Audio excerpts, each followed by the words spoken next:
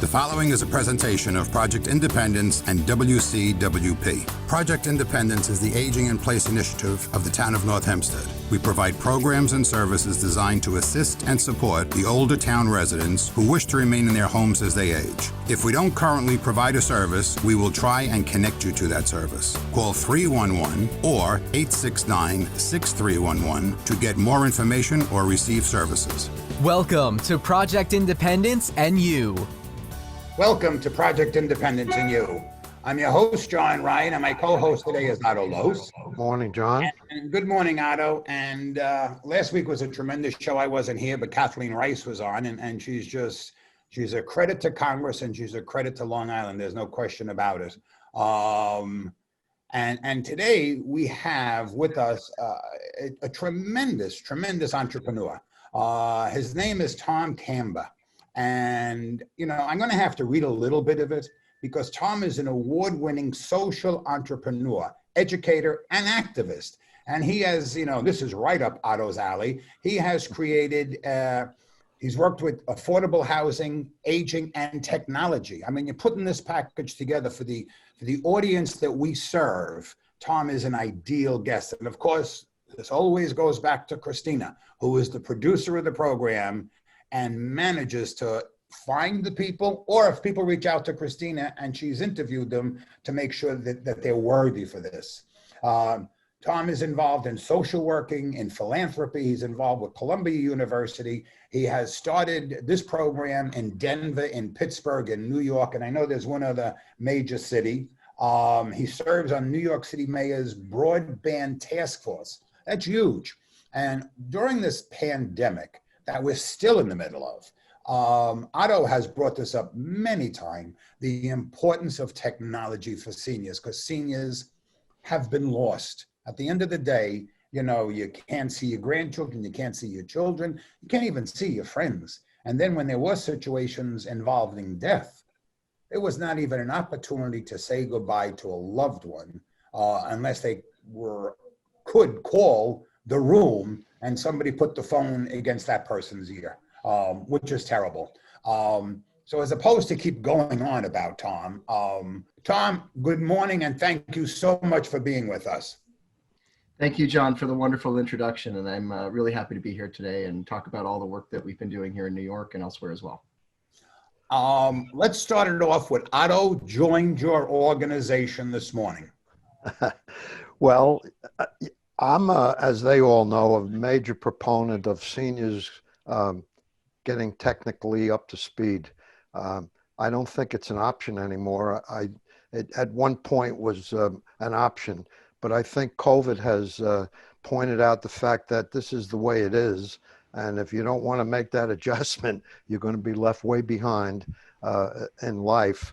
So I'm very interested in your program, and I'd just like to clarify a couple of things. OATS is that the top level, and then Senior Planet is within that?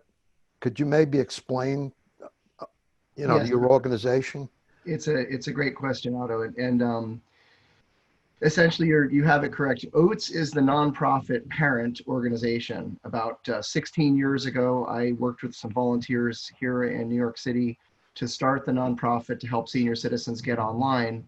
And subsequently, we realized that when seniors got online and they started using technology, people wanted to connect to each other, and they needed a place and a framework to do that. So we created the Senior Planet program, which is really what we use as a brand and a message for all of the technology classes and programs and centers that we run directly for seniors. So most people in New York who are in their 60s or 70s or 80s or 90s and are taking technology classes with us, they know us as Senior Planet. They go to our website at seniorplanet.org, or they visit our Senior Planet Center in Manhattan or in Denver, other places. But OATS is the organization that raises the money and pays the bills and has the headquarters that kind of organizes all of the operations behind the scene.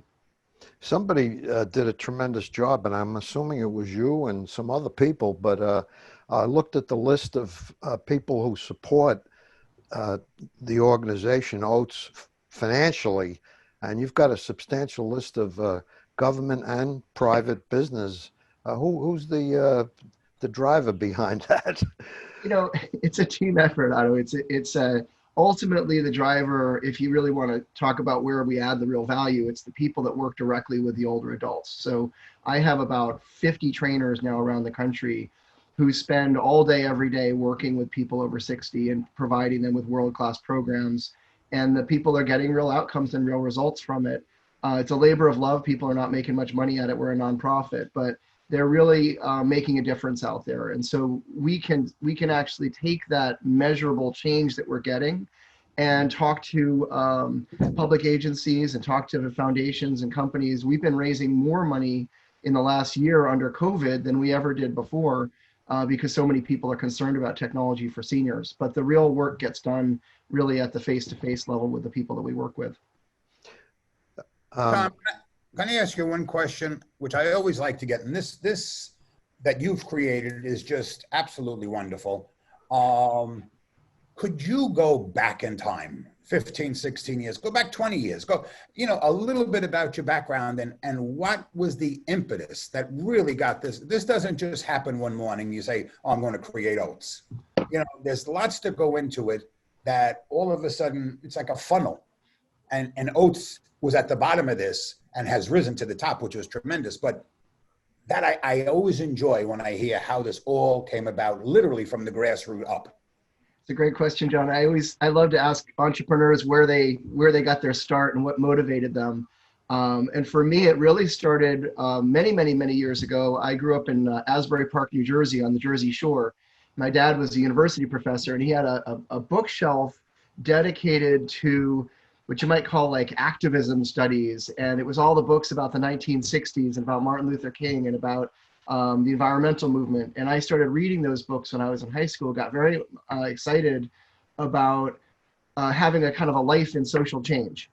And to me, when my friends were all working at the beach clubs and wanted to go work on Wall Street in the 80s and make money, and a lot of them did, for me, the exciting part of growing up and being able to have an exciting and interesting career was measuring what kind of change we could make in the world. So I always wanted to work in nonprofits and in government. In fact, I have a PhD in political science because I wanted to work in government. Okay. And never quite found that niche. I never found the right agency or moment. And around 2000, I had been working in housing nonprofits for about 10 years and studying housing policy, working to help homeless people and low-income housing programs. And I started looking for a way that technology could make a difference. I think every generation has a new set of opportunities to do something special. People in the space age or people in the manufacturing era. And our age for people in my generation is really, I'm a Gen Xer. I was born in 1966. Our generation is focused on technology. This is the thing that's really changed our world and transformed so much around us. And so it was a natural question, how can I take advantage of all this technology change and match it up with my passion for social change? And so I started looking for ways to do that. And I was working for a nonprofit that was helping revitalize Lower Manhattan after 9/11. I got a call from an 87-year-old woman who wanted to come to our web launch party. And she said the magic words. She said, I want to come to this web launch party, but I don't know what the web is. I'm 87 years old. Her name was Pearl Schur. And she said, and I don't know if I'd really feel welcome. And that set a bell off in my head. I thought, wait a minute, how can somebody be called? We're doing a community project here and we want everybody involved. Why would an 80-year-old woman think she wouldn't be welcome just because technology is involved? And so I became friends with Pearl. I volunteered with her for a year. She used to come to my office in the mornings. She used to bring her breakfast wrapped up in a napkin. And we would sit by the computer and we would talk about technology and I would show her websites. And I learned a lot more from her than she ever learned from me, but we made a lot of progress together. And she inspired me to create OATS. I saw not just what technology could do, but I learned about aging. And I'll talk a little bit more about that if you want, but I got really excited about how older Americans now are really changing the landscape of how we live together. And so I wanted to work in that field and I started OATS to do that. Wow. I think that's wonderful because that's, what Otto and I and Christina have found doing this program is the most successful people are the ones that own what they're doing. It's got to be a piece of your heart and soul. If it was just like, I have the opportunity to make another $10,000 a year, I have no interest in you. I don't mean it the way it sounds, because it's an empty, shallow situation. Here, this is something your heart and soul is in, which is so tremendous. So that when your Pearl story, that's a pearl of a story. It really is. It's unbelievable. Things along those lines, and the depth, excuse me, to which this program has gone is just, how do you wind up getting people? I mean, obviously, you found Christine and vice versa, but just in general. Well, we have a profile on the internet and things, and that helps people find us at oats.org and seniorplanet.org. And people certainly find us through searches. But most of the people that come to us as what we call customers, or participants, or members, they find us through word of mouth. Okay. The crazy part was when we first started out, I was worried that we would never get any people that would get involved. I'll tell you, in 2004, I surveyed senior centers, and I would go to the senior centers and talk to the directors. And I talked to them, I said we wanted to build a program where we would teach people computers from scratch for free. But we figured out that it would take about 10 weeks worth of classes to take somebody from the absolute beginner level until the point where they could use the computers. And senior programs around, in New York don't get a lot of funding, and they don't typically have the resources to do a program that goes for 10 weeks. That's a long haul for people. And a lot of people doubted that seniors would come for 10 weeks. They said, we don't know that there's enough interest. We don't know that you're going to get people that'll show up for 20 classes, because we met twice a week. We did our first class in Bedford-Stuyvesant, an African-American community in New York City, on the Betty Shabazz houses, low-income housing complex. And we taught 24 older adults from the building how to use technology. And that first day, I was sitting there with my notepad, and my hands were shaking. I didn't think anybody was going to show up. And the door opened, and 12 people came in and filled the computer chairs. And then at the end of the 10 weeks, we asked people, whether or not they really enjoyed the program.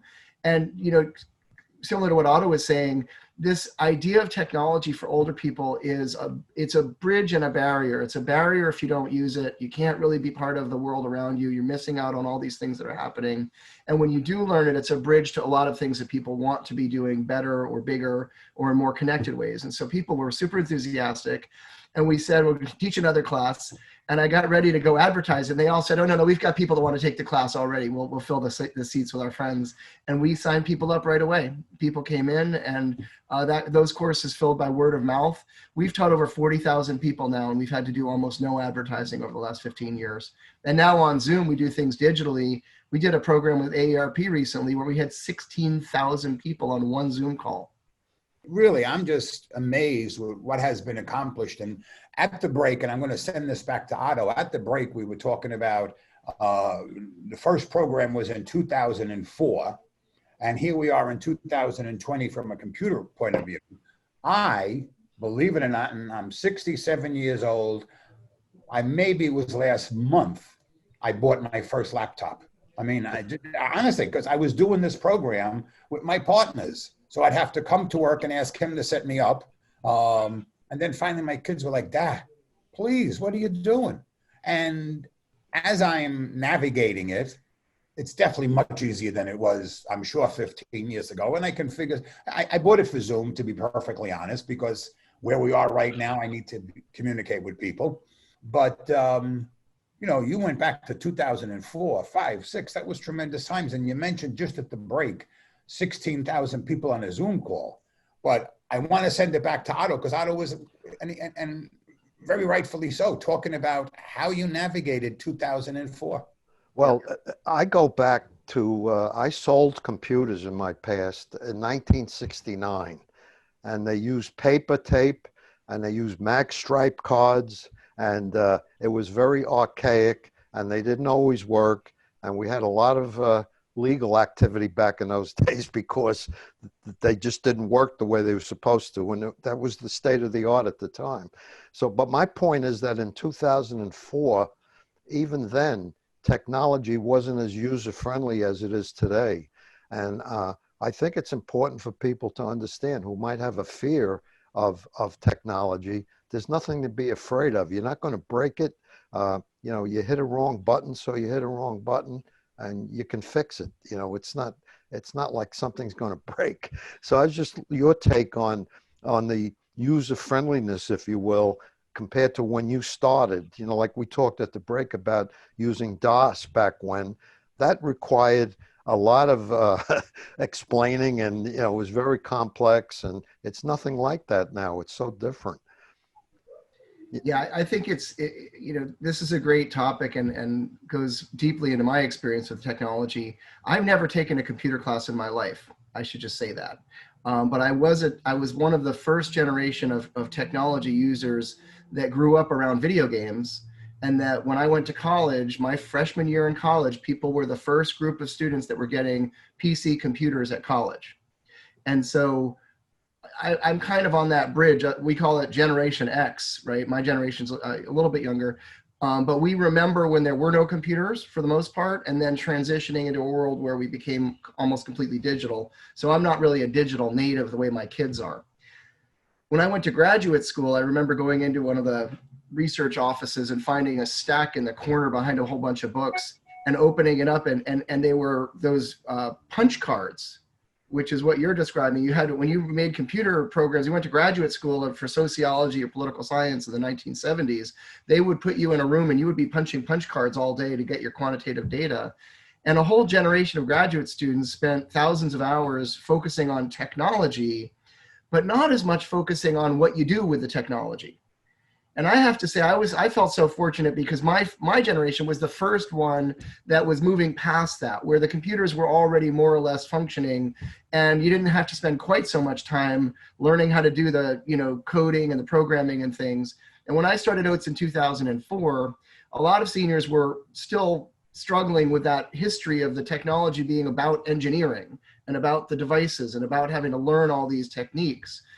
But that was really where the change started happening with the web and with consumer technology and the email that when Gmail started and people could get free email, and when laptops became relatively easy to use, and the tablets, certainly the iPhone has really changed the way a lot of people interact with technology and generated a new era of using tablets, which a lot of people are really comfortable with now, the iPad or the Android tablets. And so today, I can sit down with a 75-year-old person who may have a real terror of computers and technology, and under 2 hours, I can have that person at least interacting with the internet, using a tablet device, sending and receiving a message, taking a photograph and sharing it with somebody. You could not have done that in 2004. There were just too many elements that you had to learn in order to operate the device. So today, you get a lot more bang for your buck as a first-time user, and the sort of learning curve is a lot quicker than it used to be. And also the devices are actually a lot cheaper. My first PC in 1989 when I went to college was $2,000, and it wasn't that great a PC. Today, you know, you can buy a great Chromebook that'll do a lot of what I need for my computers and probably what John is describing for what he's using for under $200. And they're pretty reliable machines. They work great. So I bought an AT&T 6300 for $5,000 a long time ago, and in order to use it, there was a program called Q&A, and you had to write your own database program. And I'm not an engineer; I was in sales, but the application and what you could do with it was what intrigued me. You know, it was just a different planet. But I'm sorry for interrupting. oh, that's the kind of story we're trying to tell here. That's very important, Otto, what you're saying, because between you and Tom, you spend $5,000 for a senior, even today, to spend $5,000, that could hurt a person's budget. $200, even the adult children can buy it for mom or dad. And if they don't use it, guess what? It's not the end of the world. They say, Ma, try it, give me a break. I bought my mother maybe 10 years ago. I didn't buy it for her. I put her on my package so she'd have her cell phone. And after about 3 years, one day she tells me, John, please take the phone back. I said, Ma, use the phone. She never took the phone away from the regular phone in the kitchen. I said, the whole idea is when you and Daddy go out, you bring it in the car. No, we don't touch it. We always keep it by the phone. I said, okay. So I canceled it. It was just like the dumbest thing in the world. I said, use it. And it was about $10 or $15 a month. Some people are not going to adapt. And that's 100% fine. But to have the ability to, like someone like Otto is the extreme on the other end. You know, Otto is our king because he's into the middle of everything, and he really should be, because seniors have this at their disposal. Why not keep up with your children, your grandchildren, your friends, your neighbors, whatever it is, with a lousy phone call or a Zoom, just to say, hi, how you doing? You know, I want to show you my new, whatever it is in my kitchen. And especially during the pandemic, you know, keep you in the loop. And for seniors, like I know you're in Denver. So somebody in Denver can hook up to somebody in New York. I have a great story about this, and I'm sorry to cut you off, but it's just conversation. Denver has a wonderful senior citizen funding model out there. There's a big foundation that's doing a lot of innovation in Colorado, all across the state, and they asked us to come to Denver, and we started a senior planet center in an airplane hangar, in a historic airplane hangar at Lowry Base, right next to the Wings Over the Rockies Museum of Aerospace. And it's a super cool space. It's kind of it's like a big loft, kind of what you'd see if you went to one of those hipster Dumbo places and saw the people in their skateboards and things. But this one's for senior citizens, and it's a really, really neat place. And our trainer out there is a bit of a star, and she was delivering a program on using technology to make money and learn how to go online and be able to supplement your income a little bit with different kinds of different sorts of jobs that people do. And one of the participants was in New York City, but taking the class from the Denver trainer. And she got online. She found out about the census and that you could become a census enumerator. She got a job working for the census through the internet, and then started doing that, and then started working with the digital portion of it as well, because you need a little bit of computer skills. And she started earning money this summer, which supplemented her income. And after COVID happened, her friends refused to come to New York City. They all live in New Jersey. She used to be part of a pool club out there. So she got frustrated that she couldn't be connecting with her friends, even though they were all hanging around the pool. And she bought a 1997 Chrysler Sebring convertible. And she drove out to New Jersey to hang out in the pool club, and she had her friends back for the summer. And she had such a good experience that she emailed us and said, she actually emailed the trainer in Denver, who then sent the email to me in New York and said, thanks a lot. The distances have just evaporated these days. And I can use a great quality person out in Denver and use their resources to build a great program that somebody in New York is using to connect to her friends in New Jersey. Yes. Honestly, it's amazing. Right? Honestly, stories like that, it's like, yeah, two things. Cool. It was cool. Technology. Go ahead. One other thing she said that I'll never forget in the email, and this gets a little bit to your description of your experience with your mom. She said a lot of people in COVID are really going through, a terrible time. But for me personally, I'm feeling very optimistic about myself and my future, because I've learned all these new things and I feel more empowered. I'm actually growing as a person. And she felt almost a little bit guilty that, she was doing really well. But she wanted to share with us that it was partly because of that engagement that she had with us. And I think what's going on here is that, aging today in 2020 is very different from what it was like 20 or 30 years ago. And people are, if you think about, my grandparents when I was in high school, when they turned 60, they thought, geez, we just don't have that much time left. We're going to go to Florida and play golf. And we might have a life expectancy. 10 years would be a lot of time. And they wanted to just kind of live and, have a little bit of leisure time. But today, if you reach 60, your life expectancy is 85. And 25 years is a lot of golf. And for many people, because of things like the medical advances and hip replacements and all the things that are available to us, and also, people own home ownership is at a different level and things, people have more to rely on to live better. And they're asking a lot more of those post 60 years. So it would be very natural for your mom to be looking for a way to kind of engage more. But today what's happening is people are saying, well, wait a minute, maybe we don't want to just leave the cell phone by the phone in the kitchen. We want to start asking, like, what else can we do with this technology? How a person can take, the programs that are offered by OATS and utilize them to affect personal change in their life. Ultimately, that's what I'm trying to get at, because, you know, without technology, you're going to sit home, you're going to watch TV, you've lost your children because they're only a phone call, you're not seeing anybody, et cetera, et cetera.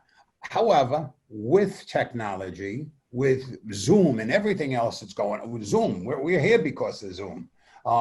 With all the stuff that's going on, if the senior takes hold of it, okay, and embraces this technology, then the world's the limit for them. I mean, they can be in touch with their friends in California, Denver, New Jersey, Hawaii, all at the same time, and then come up with a plan. And I personally think that it's not a ritual. I don't know what the word is I'm looking for, but sometimes the impetus for change comes from one of these things. And all of a sudden, it's like, I can do that. And you see them coming out of their shell. Do you agree, Tom? I mean, you have every right to disagree with me, whatever your opinion is. No, I think you're absolutely right. I think things are, there is a slow but a very observable change in how we think about aging today. And again, I'm not originally trained as a gerontologist, but I've worked a lot with real experts in the field over the last 10 years. And they pointed out that the demographic is changing so much that it's almost as if the analogy that I like to use is what they call infill development. So in lower Manhattan many years ago, we were digging out subway tunnels and things. We had all this extra dirt and land, and they just dumped it in the Hudson River along the lower part of Manhattan. And then eventually they had so much land that they could build Battery Park City on top of it. And it was a weird opportunity because Manhattan had all developed, but suddenly there was this, you know, hundreds of acres of land that they could do something new with. And they were able to design a whole community from scratch with a new set of tools. And that's kind of what's going on with our lifespans today. You know, in this era, we've added more years to the human lifespan in the last century than we did in all of human history before that. And the idea that people could retire, you may know this already, but the idea that retirement should happen at 65, that was invented in the 1800s because Otto von Bismarck in Germany was trying to create the first social security program. And they said, when do you want to start paying people? And he said, what's a really advanced age when everybody's almost going to be passed away, so I don't have to pay too many people? They said 65 is a pretty good year to start. And he started that because only 4% of the people in Germany were living past 65 at the time. Well, somehow that 100-year-old concept, which doesn't apply at all to our society today, is still a kind of a threshold that we use as a marker for how we're thinking about aging, which of course doesn't make any sense. And so what you have is all of these older people. What I hear when I talk to seniors at Senior Planet is they come to me and they say, I was walking down the street today, I looked in a storefront window and I saw this old person looking at me, and I was, who's that woman? Because people don't feel old. They don't feel old. They feel like themselves. Our inner soul, our inner core person doesn't really age. The body around us changes, and the way people react to us, that's a big deal. How we're treated changes, but we still feel that same sense of purpose and meaning and value in our own lives. And so there's a mismatch. And what we try to do at Senior Planet is simply give people an opportunity to get some tools and get some social connection to overcome that mismatch so that they can be their true selves more successfully. And that's not a magical thing. It's actually an obvious thing. You just have to talk to older people and ask them what they want to do and set them up to do that. It's not particularly complicated, but it's not something we've done enough of in our society lately. We have to really retool a little bit for this longevity revolution. We're right in the middle of it. I like to use the word rewirement as opposed to retirement. You know, you're rewiring your life. You're not like I'm retired theoretically, but I'm not really. I do play golf, but I do a lot of other things besides that. And I'm with my family. I have a part-time thing I do, and I'm involved obviously with Project Independence as a volunteer. I'm on the technology committee, which I'm big on with Project Independence. And frankly, Project Independence has a program, Technology for the Terrified. But they have one person who tries to do a lot of things, and she's great, and she does a great job. But there's so many people that are involved in North Hempstead, as an example, that should be learning. Like I'm big that you mentioned the tablet. To me, the tablet is like all of a sudden, it's most people, and this is only opinion. I'll be willing to wager like 90% of the seniors can get by with a tablet without having to have a full-blown laptop computer with all the keys and the bells and the whistles. You want to do email, you want to go on the internet, you want to communicate, you want to look at photographs. You can do all those things easily with a tablet. That's an opinion, Matt. You maybe can either reinforce or knock it down. No, this is also a really helpful line of inquiry here, because I think also I want to make sure people get some practical help on this call and this session, because we've learned a lot over the years of teaching. And one of the things we've learned is you're absolutely right. Tablets are really helpful for people. They're easier to use. They're easier to set up. In many cases, they're cheaper for what you're using them for. And typically tablets divide between the Apple, which is the iPad and all the various iPads, and what they call Android tablets, which are typically cheaper and operate within some other version of the Android software. And you can learn those two. You can pick up a tablet and with a little bit of coaching, get started on it, just a few sessions with somebody, and it's pretty helpful for people. The only reason that you would want a laptop, or you would want what we call a Chromebook, which is a cheaper version of the laptop, is if you need that keyboard. And tablets can be set up with keyboards as well, but if you're going to be typing on a keyboard a lot, you want that experience that feels like a computer, then then the laptop can really be helpful.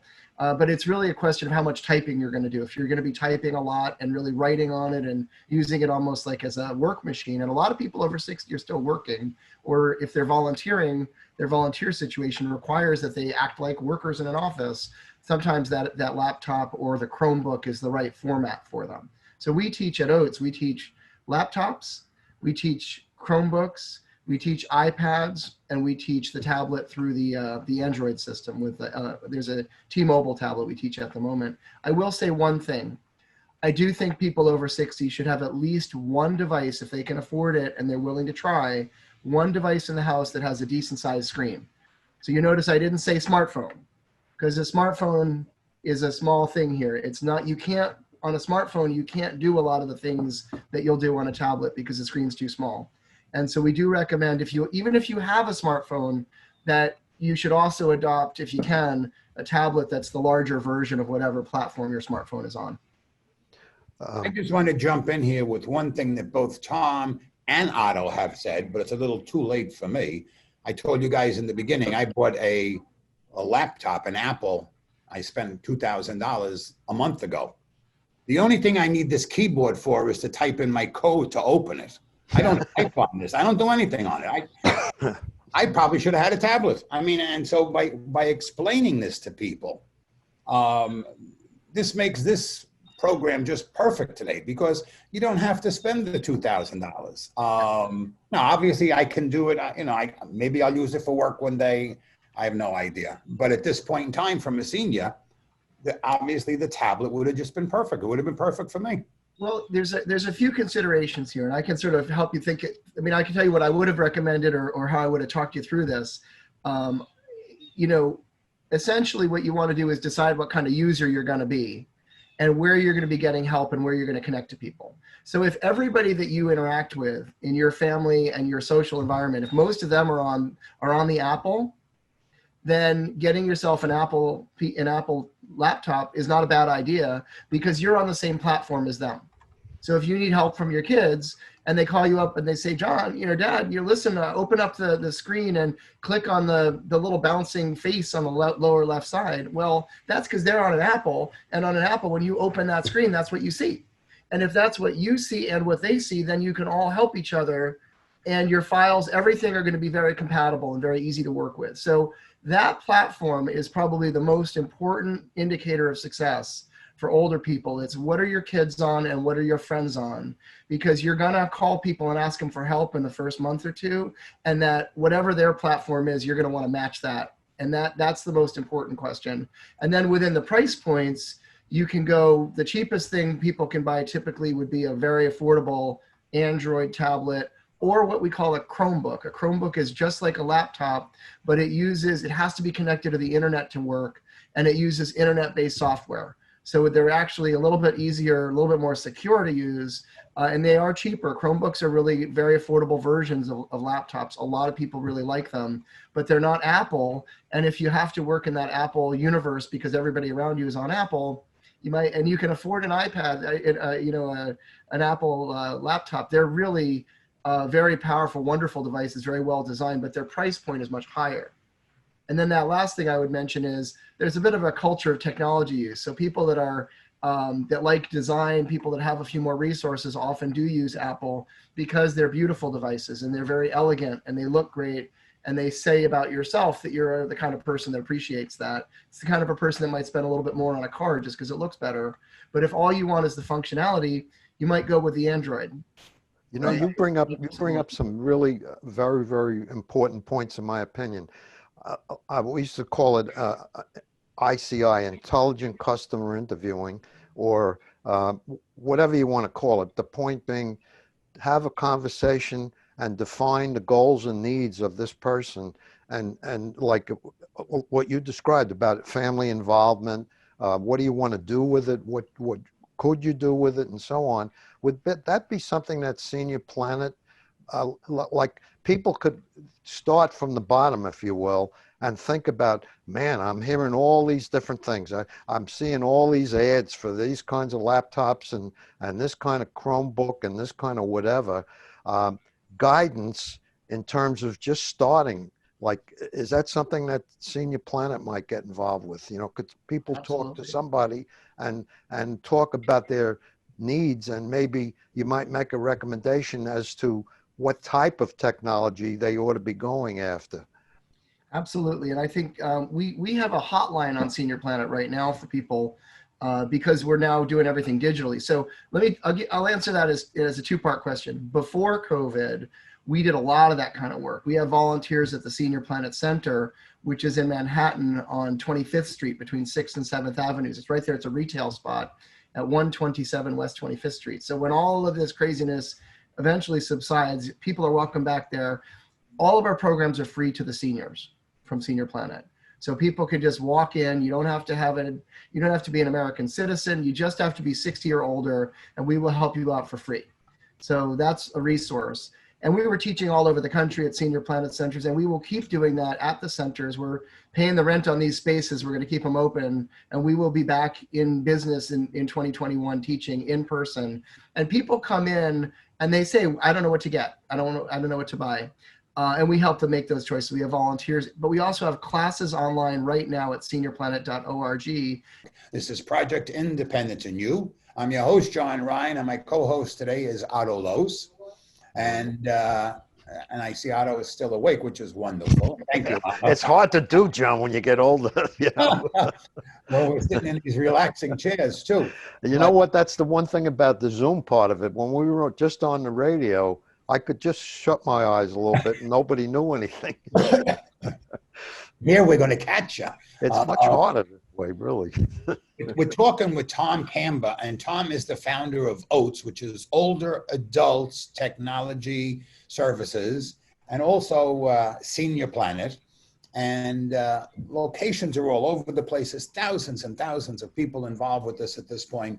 And even at the break, Christina was just talking about utilizing Tom more with his technology knowledge. I mean, we are going forward in a technological world. I mean, that's all it is to it. We talked a little bit in reference to retiring, and it's so true. I mean, even in this country, when Social Security started, I forget how many thousands of people contributed for one person.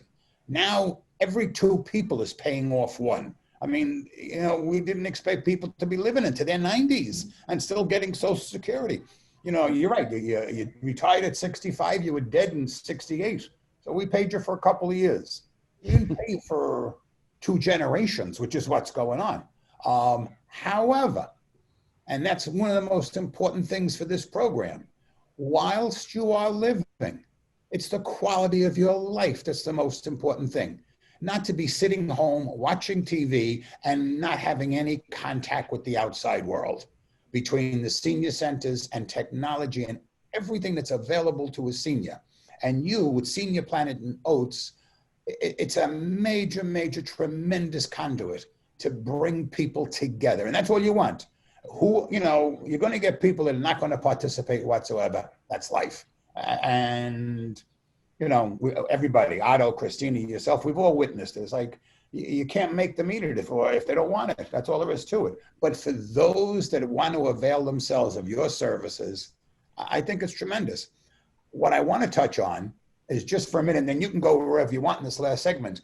Just what goes on in Chelsea? Chelsea is your New York office, am I right? Yeah, our flagship center, yeah. Okay, so it's just computers, or actually people can go and hang out there? Oh no, people go hang out. We actually, a lot of people come to the Chelsea Center. First of all, we looked at 70 locations before we launched that place. Wow. Because we didn't want to have anybody we didn't want to have a center upstairs, because I didn't want anybody to go through security and have to deal with all the, identification badges and all that stuff. People should be able to get to your center and make it easy for them. So we created a kind of a friction-free model to get people in there. And we found a big retail space right there on 25th Street, which you can just walk right into from the street. And it's a large open space with like huge windows in the front. It's a beautiful space. People come in and they say, I never expected it to look like this. This is the most beautiful senior center I've ever been in, because it's designed to make it really special for people. We got great support from the City of New York, Department from the Aging. We got support from the federal government, but a lot of private funders as well helped us build that space out. We were working with Time Warner Cable at the time. We've worked with Verizon, all sorts of different foundations, and the Weinberg Foundation. They all put money into making that place great. When you walk in there, there's a big open room where there's an area on the side we call the living room that has couches and chairs. It looks just like a living room, because that's where most people start with their technology experience, right? Everybody knows what a television is. So we sit you down in there and talk to you about what you want to do, what you want to learn. And then around the room, you'll see there's computers and things set up around the walls in different places. People can just go right on those computers and use them. We'll coach you, we'll train people on them. But a lot of people come in there for the free Wi-Fi and the friendly atmosphere, and just they like to get out of the house or out of the apartment, come in there. People come from all over, including Long Island. 35% of the people that come to that center come from outside Manhattan. You can do that now, by the way, during COVID? No, COVID shut it down because of the issues with the security. So we're waiting to go. The city will eventually allow us to reopen that. And as soon as the city is reopening the senior programs, we'll reopen that center. We're assuming sometime, hopefully the late spring or summer of 2021. And so that's a real resource. But in the back of the center, there's a computer lab where we teach classes all day, every day. So that's how that's set up. And then we send trainers out all over New York City. We teach at about 100 locations a year in partner sites. So they have senior centers and housing groups and nursing homes. We'll go teach wherever somebody's got computers or a lab or Wi-Fi, and we can get paid. We'll teach it. When you send trainers out, is there a charge for that, or There is, yeah. So we don't charge the seniors. We charge the institutions. So if somebody has a library and the library's got some budget, we'll negotiate a project where we can send trainers out for that library. And what we're doing now is building more of almost like a mass model where we can serve places all over the country. So we've been working with the Humana Foundation down in Louisville, Kentucky on a project to expand training for seniors so people can get online and close that technology adoption gap everywhere. And that's going to allow us to work with more of a hybrid of some government resources and some foundation and corporate money to get to teach, hopefully, in every county in the country. That's our plan over the next 5 years.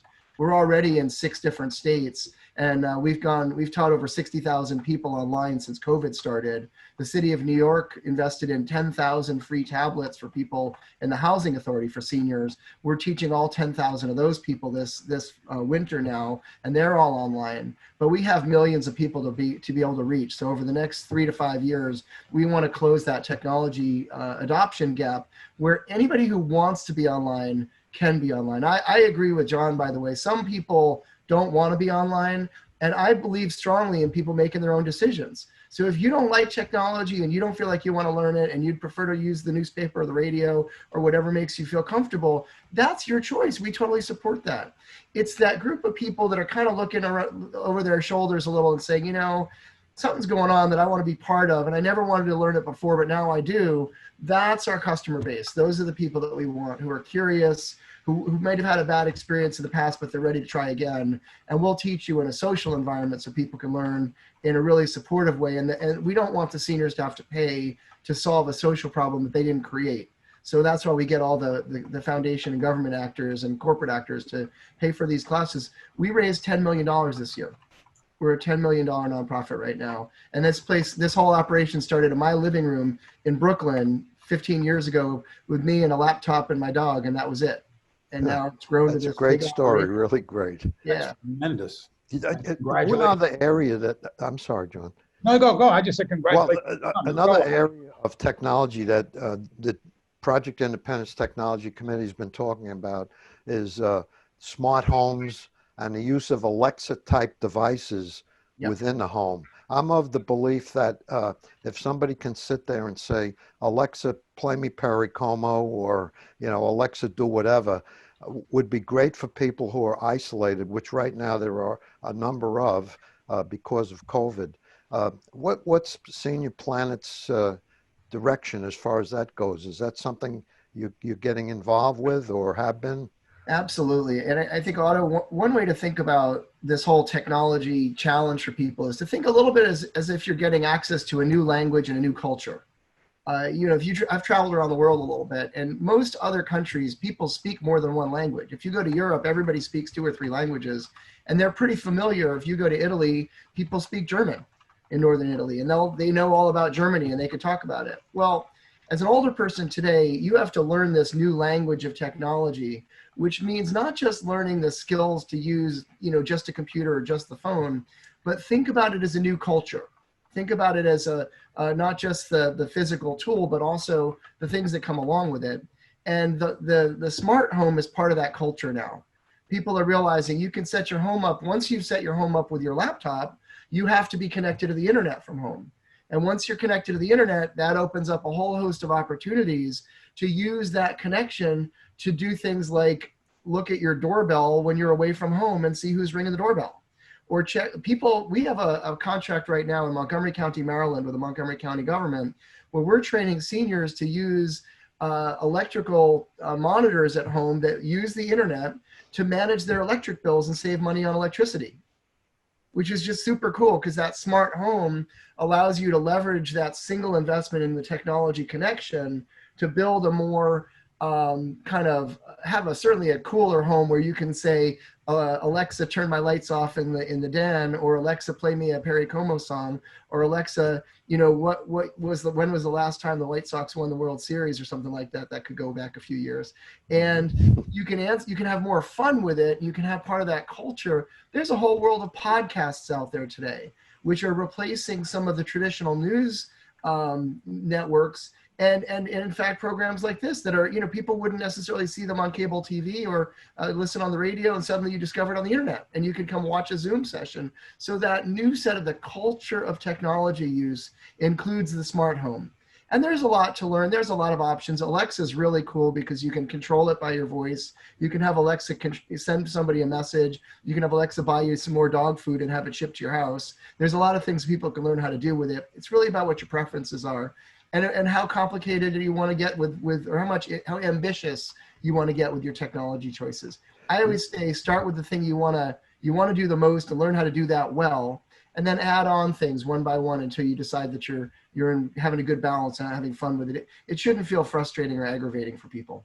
Sometimes I believe that a caregiver, if you will, a child of somebody who's in a position, maybe they don't have the wherewithal to kick something like that off, but the caregiver, when I use the word, it could be a family or whoever, are the ones that maybe would want their mother or their father to have a smart home.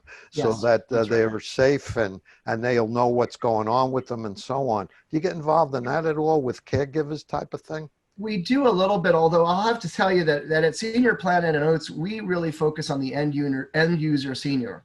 Right. And there's two reasons for that. One is that a lot of families have a lot more tension than we like to admit. You know, I remember looking at people that have these home monitoring systems. They said everybody's, you know, your children can watch you on a video and make sure that you're okay. And I talked to a whole bunch of seniors that were like, I don't want my kids watching me on a video. I don't want my children having that level of control over me. I want control over myself, and I'd like to, you know, have support where I want it, when I want it, and how I want it.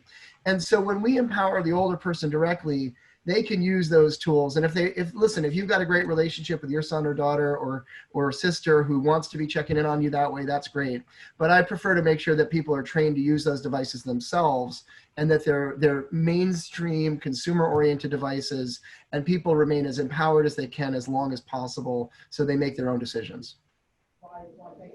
Unbelievable. Honestly, you know, Tom, Christina said it best. I mean, you have to come back. You have to get more involved. I mean, this hour just flew by, and really is just the tip of the iceberg. And unfortunately, we're out of time. It just goes so quickly. But I want to thank you so much for participating. And I'm sure Christina is going to be in touch with you. We're going to be giving out your number. And that's it. So all I can say is thank you from the bottom of my heart, because this has been one of the most enlightening shows we've done in a long time. You're listening to Senior Talk Radio here on 88.1 FM and WCWP.org. And I'm throwing out another special thank you to Tom Kamber, who really has put together a phenomenal organization, and you should be very proud of that. Thank you.